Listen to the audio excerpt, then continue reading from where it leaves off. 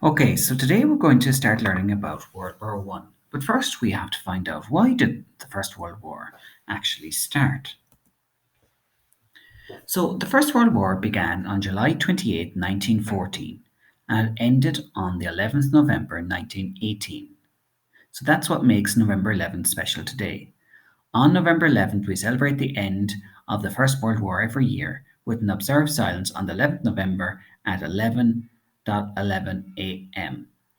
This is a time to remember all those who fought in the war and the millions of people who lost their lives. So basically, World War One lasted for 4 years. Why did the First World War start? So here we have a picture of Archduke Franz Ferdinand. In 1914, he was due to become the King of Austria and Hungary. However, before he was able to take the throne, he was assassinated by a Serbian group called the Black Hand. This event was seen as the major cause of the First World War. However, there were several other events that led to the battle. In Europe in the early 1900s, it was a relatively peaceful time. There was peace, there was no wars. Lots of countries were growing in wealth and there was not a lot of conflict. The main countries, France, Italy, Great Britain, and Spain, were spending most of their time trying to, I suppose, take and look after their countries all over the world in Africa and in Asia.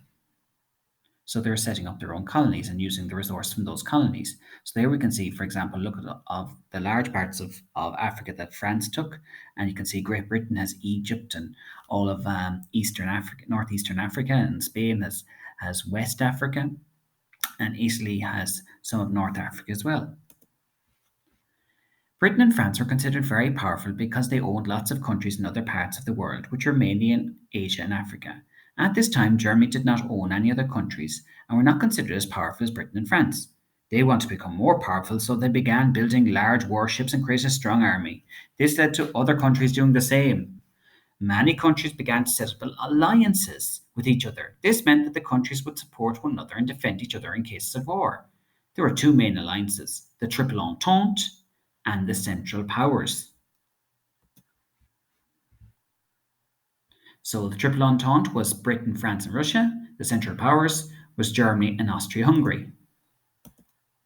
Some countries grew nervous at the larger armies and warships that others had available to them, so they decided they needed to defend each other if there ever was a war. If one of the countries was attacked, the others in the alliance would have to go into conflict to help them. Archduke Franz Ferdinand was visiting armies in Serbia in 1914 when a Serbian group called the Black Hand assassinated him during his visit. After a number of attempts from members of the Black Hand, Gavrilo Princip finally shot and killed the Archduke. Because of the Triple Entente alliance between Britain, France, and Russia, Britain had to enter the war. Britain and Ireland, of course, because Ireland was part of Britain back then. Britain had to enter the war when France was invaded by the German army.